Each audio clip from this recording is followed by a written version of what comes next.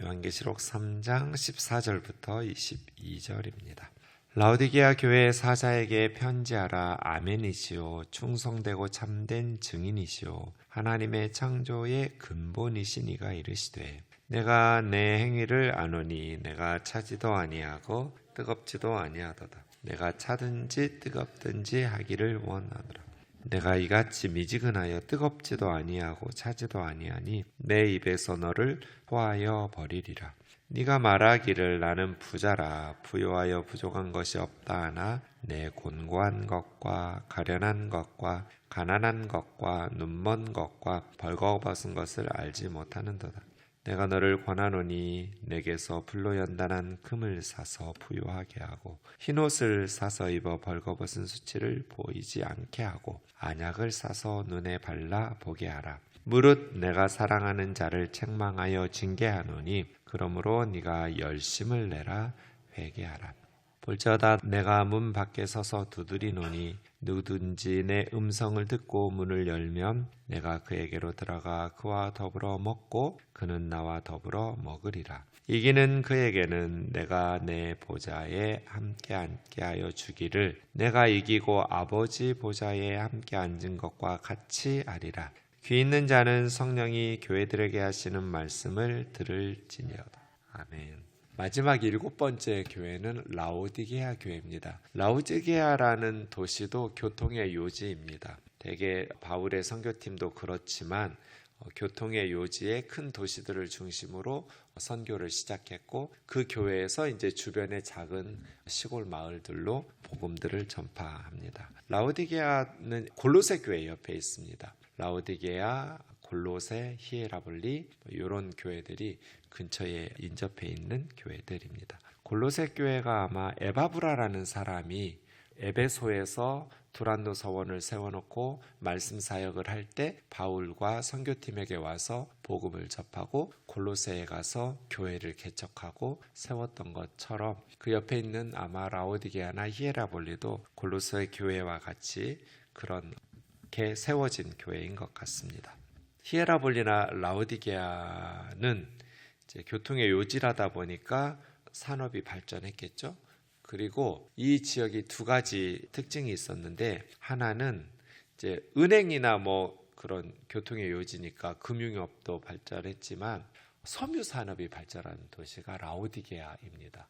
섬유가 많아서 그래서 이제 흰옷을 사서 입어 18절에 보면 이게 그 지역의 도시의 특징과 관련되어 있죠. 양털 산업이 매우 활발한 섬유 산업, 양털 의류 산업이 매우 발달한 그러한 도시였습니다. 또 하나는 이곳에 그 의술 학교가 있을 만큼 의과대학이 지금으로 하면 있을 만큼 의술 학교를 운영하고 지금과 같은 병원은 아니겠지만 그러니까 로마 제국에 병든 사람들이 라오디게아에 와서 질병을 고치는 그러한 지역입니다. 그래서 교통의 요지이기 때문에 금융이나 무역이 발달했을 뿐 아니라 특별히 섬유산업, 양털산업이 발달하고 또 의술 학교가 있어서 의과대학이 있어서 병원이나 의술로 인해서 많은 사람들이 그러니 굉장히 부유한 사대도 그렇지만 사대보다도 더 라오디게아가 부유한 도시였을 것이다. 그러니까 부유한 도시면 아무래도 일자리도 더 이렇게 많아질 거잖아요. 그래서 유대인들이 7,000명 이상 라오디게아에 살았다는 기록들이 있어요. 굉장히 많은 유대인들도 라오디게아에서 부유한 도시니까 직업을 가지고 이렇게 넉넉한 생활을 할 수 있는 그러한 환경의 도시잖아요. 성인 남성 유대인만 7,000명 이상이 있을 만큼 라오디게아에는 굉장히 많은 유대인들이 살고 있었던 것으로 보입니다. 여기도 주후 60년의 지진의 피해를 입었었는데 워낙 부유한 도시라다 보니까 로마 제국 당국의 도움이 없이 도시를 자기들 스스로 재건해버릴 만큼 부유한 도시입니다. 그런데 이 라오디게아에 결정적인 좀 약점이 있습니다. 물이 좋지 않습니다. 라오디게아에서 나오는 물이 이게 없어서 멀리 한 9km, 10km 떨어진 도시에서 물을 끌어다가 쓰는 도시예요. 그러다 보니까 이 데니즐리라는 곳이라고 하는데 거기에는 이제 생수가 솟아나서 시원한 물이 솟아나는 거예요. 그런데 그 물이 이제 파이프관으로 연결해서 라오디게아까지 올 거잖아요. 그 오는 동안에 이제 미지근해지겠죠. 땅 속에서 솟아난 시원한 물이 한 9km, 10km 연결돼서 라오디게아까지 오는 동안에 데펴지니까, 그래서 지금 우리처럼 뭐 땅속으로 연결해서 파이프를 심거나 그러지는 못했을 거니까요. 좀 미지근해지는, 그래서 뭐 글들에 보면 구토가 날 수도 있는 그러한 오는 동안 미지근해진 물이다. 뭐 이렇게 해서 오늘 말씀하고도 연관되어 있습니다. 자, 라오디게아 교회 사자에게 편지하라. 아멘이시오. 예수님은 아멘의 주님이시죠. 아멘이라는 건 뭐예요? 진실된 하나님, 진실된 분이라는 뜻이죠. 아멘, 진실되신 분, 진리이신 분. 우상은 거짓된 헛된 우상, 존재하지도 않는데 사람들이 만들어 놓고 섬기는 거짓 신이 우상이라면 주님은 아멘, 아멘의 주님. 충성되고 참된 증인이시오. 예. 주님께서는 생명을 바치면 바쳤지 거짓말로 사역하지 않는 분이시죠. 이것이 교회가 닮아가야 될 주님의 모습이죠. 교회는 진실해야 되고 성도들은, 교회인 성도들은 아멘이어야 돼요. 진실해야 돼요. 거짓말하면 안 돼요. 그리고 충성되고 참된 증인. 우리가 순교를 당할지언정 충성된 참된 증인이어야 돼요. 교회는 진리에 목숨을 걸어야지 거짓과 타협하면 안 되죠. 세 번째는 하나님의 창조의 근본이신, 모든 피조물이 주님에게서 나오고 주님께서 창조하셨고 주님께서 창조의 근본이시죠. 그래서 예수님을 소개할 때 아멘이시고 충성되고 참된 증인이시고 모든 창조물의 창조의 근본이신 예수님. 내가 너의 행위를 아노니, 항상 이렇게 나오죠. 그 다음 사실은 좀 긴장됐을 것 같아요. 만약에 우면동 교회 사자에게 편지하라 하면서 예수님의 모습을 그리고 내가 너의 행위를 아노니, 그 다음에 무슨 말씀을 하실까? 보통 교회들 앞에 6개 교회가 칭찬, 책망, 칭찬만 있었던 교회도 있었고 서머나처럼 책망만 있었던 교회도 있었잖아요. 4대 교회처럼. 그러니까 라오디게아 성도들이 굉장히, 당시의 로마 제국은 90% 이상은 글을 읽을 줄 모르는 문맹이에요. 교회에서 글을 읽을 줄 아는 사람이 크게 낭독해서 읽는 거예요. 지금 우리처럼 뭐 대부분 한국인들은 특히 더 글을 다 읽을 수 있잖아요. 우리 세종대왕님은 너무나 똑똑해가지고 그냥 한나절만 해도 한글은 다 읽고 쓸 수 있어요. 쉽게. 물론 더 깊이 들어가면 뭐 존댓말도 있고 해서 한국어가 정확하게 구사하기가 쉽지는 않은 언어이지만 어쨌든 처음 배울 때는 그냥 뭐 조금만 몇 시간만 가르쳐주면 쉽게 읽을 수 있잖아요. 근데 그렇지는 않아요. 외국에는. 어쨌든 로마 제국에는 글을 읽을 줄 아는 사람이 10%도 안 됐대요. 그러니까 교회에서 지금 우리처럼 개개인이 성경을 소유하고 읽고 이런 식으로 신앙생활을 하지 않아요. 그럼 어떻게 말씀을 대해요? 귀로 듣는 거예요. 교회에 가면 글을 모르니까요. 또 책값도 엄청 비싸고요. 그래서 성경 두루마리를 큰 소리로 낭독해 주면 귀로 듣는 거예요. 그러니까 이제 라오디게아 성도들은 굉장히 긴장됐을 것 같아요. 내가 너희 행위를 아노니, 하나님께서 우리에 대해서는 뭐라고 말씀하실까? 네가 차지도 아니하고 뜨겁지도 아니하도다. 책망이죠.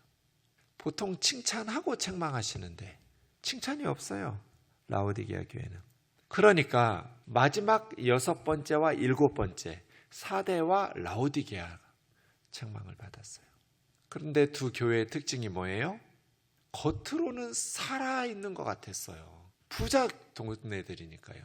도시도 부유하고 교회도 부자 교회예요. 그러니까 4대 교회도 살았다는 이름은 가졌으나 사람들은 4대 교회 정말 살아있는 교회야, 활력 있는 교회야, 이런 칭찬과 명성은 받았지만 주님이 보실 때는 죽은 교회예요. 라오디게아 교회도 마찬가지예요. 겉으로는 나는 부요하여 부족한 것이 없다. 성도들이 이렇게 말하고 살아있는 것처럼 보였지만 사실은 미지근한, 차지도 않고 뜨겁지도 않도다. 네가 차든지 뜨겁든지, 그러니까 예배를 드려요. 열정이 없어요. 신앙생활 해요. 영적인 열정을 상실했어요. 첫사랑을 잃어버렸다고 할 수도 있겠죠. 믿는 것도 아니고 안 믿는 것도 아니고 그런 형식적인 예배, 습관적인 신앙생활, 그렇게 하면서 세상과 타협하고 죄와 타협하고 그렇게 살아가는 거예요. 주님을 향한 열정이 있어야 주님의 말씀대로 살아갈 텐데 그런 열정이 없어요. 그렇다고 해서 안 믿는 것도 아니에요. 데니질리에서 라우디게아 오는 동안에 한 9km, 10km 파이프관을 통해서 물이 전달돼서 미지근해진 물처럼, 구토 증세가 나는 물처럼 말이에요. 이렇게 미지근하여 뜨겁지도 않고 차지도 아니하니 내 입에서 너를 토하여 내버려. 주님께서 구토 증세를 일으키는, 이거 엄청 강력한 경고죠.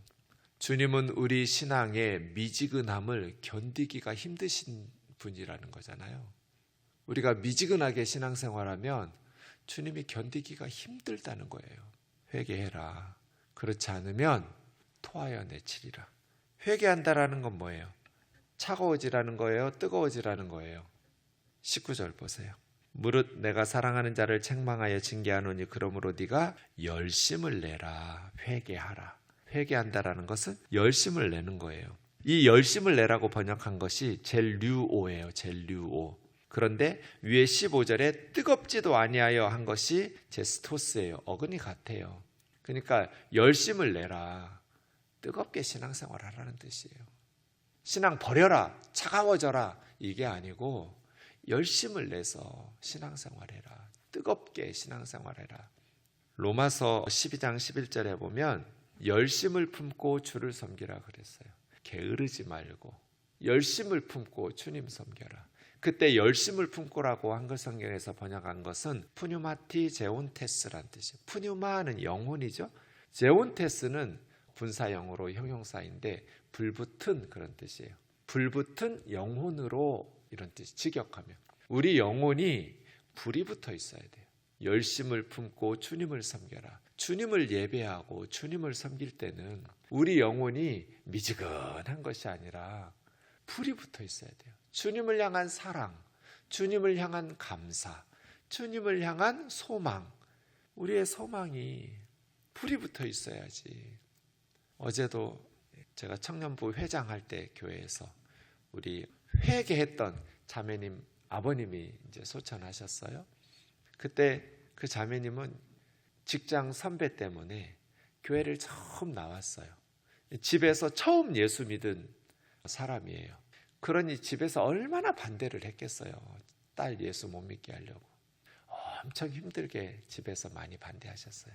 어제 가보니까 아버지도 집사님으로 예수 믿고 이제 천국 가셨고요. 식구들이 다 믿고 있더라고요. 애썼다고. 자매님, 예수를 믿을 때 불붙은 영혼으로 열심을 품고 주님을 섬겨라. 우리 영혼에 불이 붙어 있으면 가족들이 시간이 걸리겠죠. 그 아버지도 정말 반대 많이 했거든요. 교회 다닌다고 딸 퍽 많이 박해하신 분이에요. 근데 온 가족이 예수 믿고 온 가족이 그렇게 신앙생활하고 있더라고요.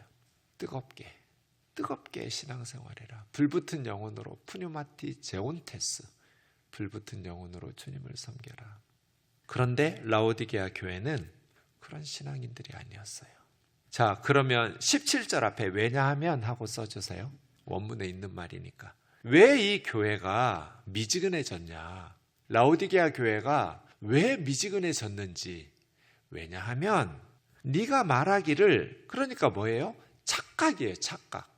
라오디게아 교회가 왜 미지근해졌냐면 라오디게아 성도들이 이런 착각을 하고 있었기 때문이에요. 네가 말하기를 나는 부자라, 부요하여 부족한 것이 없도다. 여러분, 물질적인 부요함하고 영적인 부요함하고 똑같아요? 가끔 잘못된 생각을 가지면 가난한 것은 신앙생활을 잘 안 해서 그렇다라고 물질적인 것과 영적인 것을 이퀄로 그냥 등치시켜 놓고 해석하는 그런 분들이 있는데 엄청 비성경적이에요. 특히 요한계시록 2장 3장에 보면 그래요. 영적으로 바로 신앙생활을 안 하니까 가난하지, 잘못된 말이에요. 성경 어디에도. 오히려 반대예요. 라오디게아 교회는 물질적으로는 부요했어요. 그러니까 주님께서 우리에게 복을 주신다, 우리들이 신앙생활 잘하고 있기 때문에 이렇게 착각했어요. 그런데 아니라는 거잖아요. 나는 부자라 부요하여 부족한 것이 없다 하나, 이런 착각 때문에 너의 곤고한 것과 가련한 것, 곤고하다라는 것은 처참하다, 가련한 것은 불쌍하다. 너희들이 얼마나 비참한 상태이고 너희들이 얼마나 불쌍한 상황인지, 물질적으로는 풍요로웠지만 부족한 것이 없다고 떠들어대고 있지만 너희가 영적으로 얼마나 불쌍한 상태인지, 비참한 상태인지, 그 곤고한 것과 가련한 것을 다시 세 가지로 설명한 거예요. 가난하고 눈멀고 벌거벗고. 너희들이 부유하다고 너희가 얼마나 가난한지, 이건 이제 영적인 가난이겠죠. 물질적으로는 부유했지만 영적으로 가난한 단어가 몇 단어가 있거든요, 헬라 말에. 근데 진짜 쌀 한 톨도 없는 가난한 할 때 푸토코스라고 그래요. 푸토코스. 이게 제일 가난한 거예요. 여기 그 단어를 썼어요, 주님은. 푸토코스. 너희가 얼마나 가난한지 좀 알아라. 얼마나 주님이 답답했겠어요. 그리고 너희가 눈이 멀어 있다는 것을, 니들이 지금 영적으로 얼마나 깜깜한지, 눈이 멀고 있는지, 그리고 너희가 얼마나 벌거벗고 있는지. 양털 산업, 섬유 산업이 발전한 도시였다고 그랬잖아요. 좋은 옷 건치려고 하지 말고 좀 거룩하고 경건한 영적인 옷을 좀 사서 입어라. 주님이 보시는 거하고 라오디게아 성도들이 보는 거하고 달랐어요. 그러니까 보통은 마지막에 주인공이 나오는 것 같은데 요한계시록에는 마지막 6번째 사대교회와 7번째 라오디게아 교회가 다 주님의 책망을 받았어요. 칭찬이 있어야 할 자리에 책망만 나왔어요.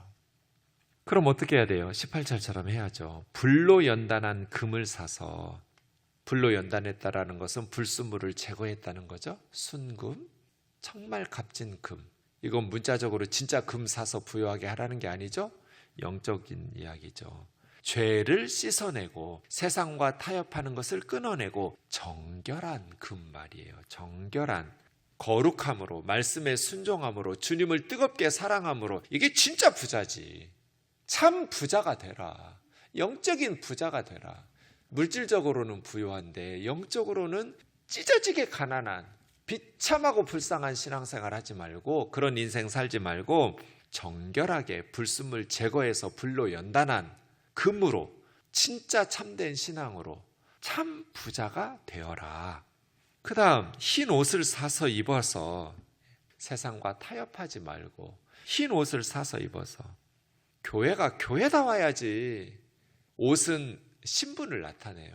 제사장은 제사장 옷 입고, 왕은 왕의 옷 입고. 로마 제국에서 그래요. 우리 그리스도인들은 거룩한 옷을 입고, 목사가 목사답고, 성도가 성도답고, 장로는 장로다워야지. 교회가 교회다워야지. 교회의 정체성과 하나님의 백성의 신분에 합당하게 거룩한 옷을 입고 그런 삶을 살아야지. 세상과 타협하고 우상 숭배와 타협하고 교회의 정체성을 다 잃어버려서 소금이 짠맛을 잃어버리면 어디다가 써먹어요. 너의 벌거벗은 수치를 보이지 않게 해라.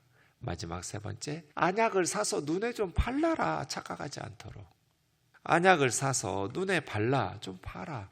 무슨 뜻이에요? 영적인 분별력을 가지라는 거잖아요. 영적인 분별력. 이것이 한국교회에 제일 필요하다고 제가 늘 강조하는.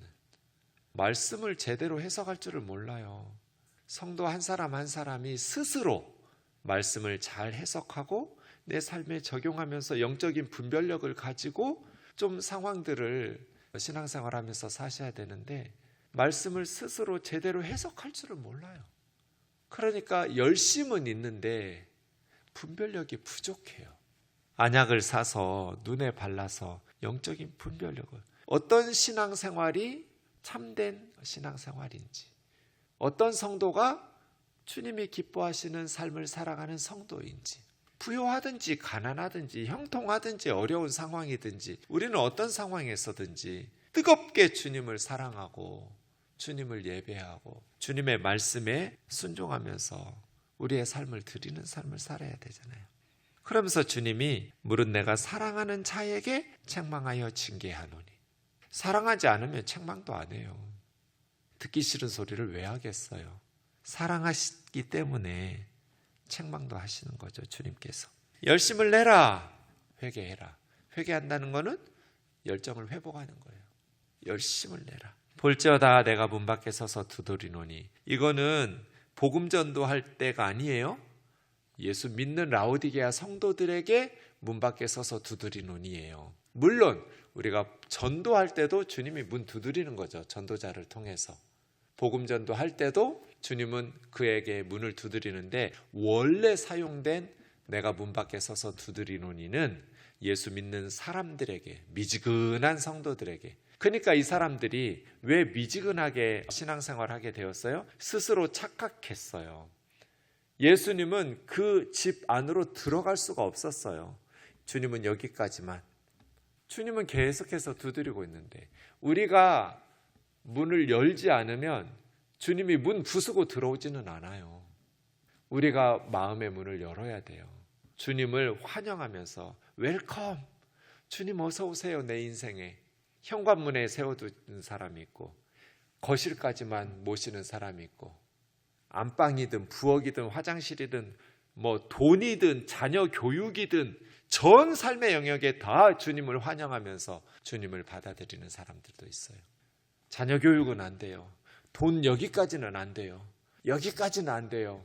주님을 거기다가 세워두지 말고 우리 삶의 모든 영역에 문을 열고 주님을 환영하고 주님을 영접하고 주님이 다스리시고 우리와 함께 먹고 마시며 살아가는 그러한 오면동 교우들 되기를 주의 이름으로 축원합니다. 이기는 그에게는 영적인 열정을 회복하는 거겠죠. 내가 이겨서 아버지 보좌에 함께 앉은 것처럼, 하나님의 보좌 우편에서 함께 세상을 다스리시는 것처럼 승리한 성도들이 주님과 함께 앉는다는 것은 하나님의 나라를 통치하고 주인으로 주님과 함께 하나님의 나라를 보좌에 앉아서, 주님의 보좌에 앉아서 다스린다는 거죠. 그래서 만국을 다스리는 주님과 함께 주님의 보좌에 앉게 하여 주시겠다. 영적인 열정을 회복해서 믿음으로 승리해라. 그러면 주님이 이기고 아버지 우편에 앉은 것처럼 너희는 내 보좌에 앉혀서 나와 함께 앉게 하여 주겠다. 엄청난 특권이죠. 우리 우면동 교회가 뜨겁게 주님을 섬길 수 있기를 주의 이름으로 축원합니다.